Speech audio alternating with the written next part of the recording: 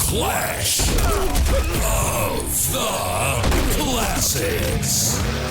Hey everyone, that's right, it's time for Clash of the Classics. I'm Donnie. And I'm Chris. And we are here together at the ATRA Network Studios in Los Angeles, California, and today is going to be some fun.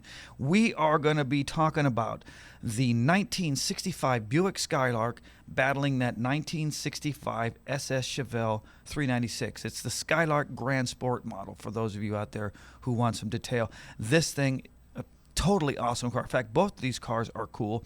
These battles are fueled by the largest automatic transmission network in the world.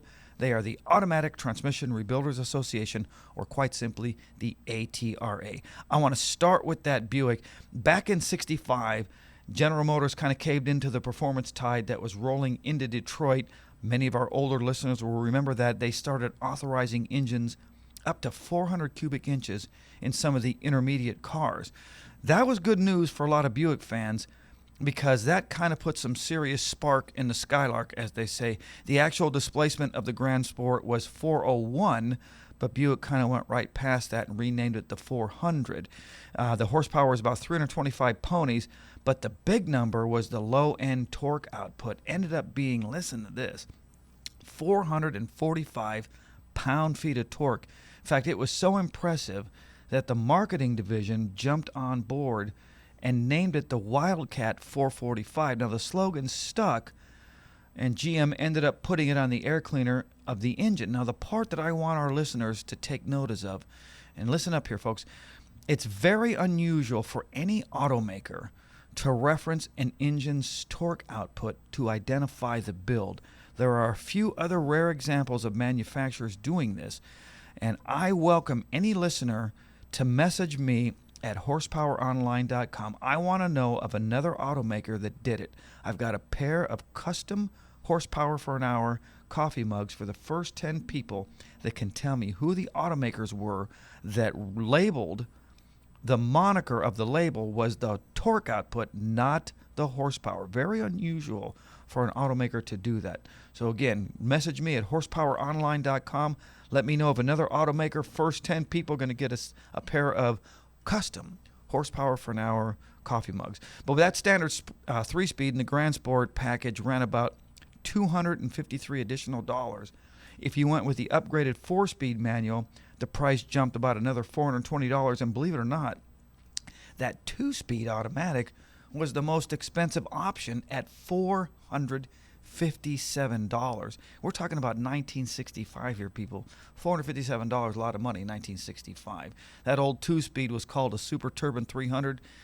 It was really close to the Chevy aluminum Power Glide. I built dozens of those transmissions, maybe hundreds of those units over the last 35 years or so, and it amazes me that Buick got so much money for that option. Many of our transmission listeners will probably be chuckling right now, thinking, wow, a Super Turbine 300 was the star in that platform. But it is, as they say, what it is. But good-looking car. I like this car. Buick did a good job. And the burning question that I have is, what is Grand? Is that a thing? Why is it Grand Sport, not Grand Sport? Whereas, I feel like the D is missing. The Grand is a reference to the French, what the French color certain, I don't know what. Okay. So okay. That's the only thing I know about it. It's a French reference to like the Tour de France and that type. Because it reminded me of being like 5 years old and seeing Raisin Bran written for the first time. Because hearing it, you think it's Raisin Brand, and you're like, so it just kind of brought me back to never thought of that. Good old favorite cereal. Well, it really wasn't an all-out muscle car, but most buyers were happy with them. Customer satisfaction reports back in those days weren't really as or nearly as defined or even as refined as they are today, but it was estimated that 8 out of 10 buyers loved the car, and that was pretty good news for Buick because, listen to this, they sold almost 70,000 Grand Sports in 1965. Now, given that time period, you think about when that was and the type of platform the car was built on, that is remarkable. 0 to 60 in 7.8 seconds, a quarter mile in 16 seconds. Original MSRP on this car, $3,800. And the Grand Sport today has an approximate value of about $40,000 for a real good number 2 car. But Buick, you have to remember, Buick in '65 was kind of your dad's car. That was I've never seen a Buick and thought I'm gonna race it. It's just they're bitchin' cruisers. You put on, Rascals grooving on a Sunday afternoon, and you're just cruising on a Sunday afternoon. Like that's always kind of what I've felt with these cars. I love, even on the Riviera too, the way that they do the back end taillights, how they come out. I've always loved that. However, not a fan of this instrument panel at all. Really lackluster. A Buick. And Yeah. that's kind of the thing where with Pontiac and Chevrolet, they were more sporty, and we'll talk more about those in the days and the weeks to come.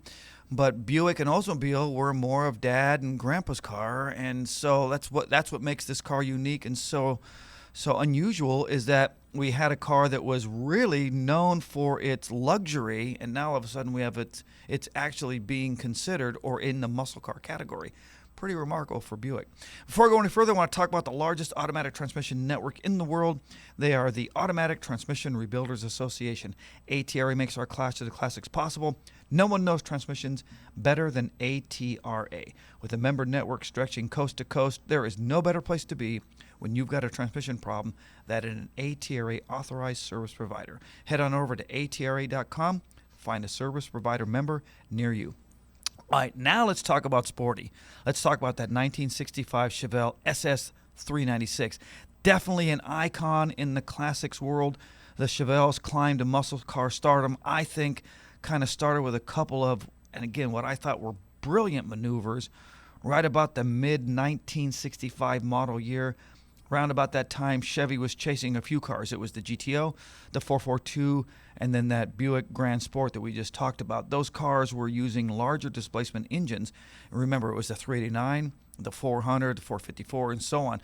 The Chevy decided to stick with small block power around that time. The 327 was not only reliable for a mouse motor, but a lot of our listeners will remember it developed really nice low-end torque. The L79 was the engine option code, and it was available for Chevelle SS. It's essentially a hydraulic lifter version of the 327 that they were using in the Corvette. Something like, I don't remember, it's like 350 horsepower or near that if I recall correctly. Well, the brilliant move that I was talking about a minute ago was the decision to stuff a big 396 with 375 horsepower and 420 pound-feet of torque into the engine compartment. They called it the Z16, and I'd be willing to bet that there's probably less than a handful of listeners out there that have ever heard of a Z16. But that was what they termed it, and it was a whopping $1,500. Remember, we're talking 1965, people. $1,500 option. And because it was so far out of reach, only about 200 people took advantage of it back then. And we're going to see in a moment, that was an option that more folks probably should have taken advantage of, and we'll talk about why. But along with that turbojet 396, the Z16 included modified frame, had heavy-duty front suspension, bigger brakes, the M22, a lot of our listeners will remember that's the Rock Crusher Muncie 4-speed, and a 456 rear diff. Think about that, a 1-to-1 gear ratio in the transmission in fourth gear and a 456 ratio. You're talking probably a car that would do 45 miles to 50 miles an hour maximum top end.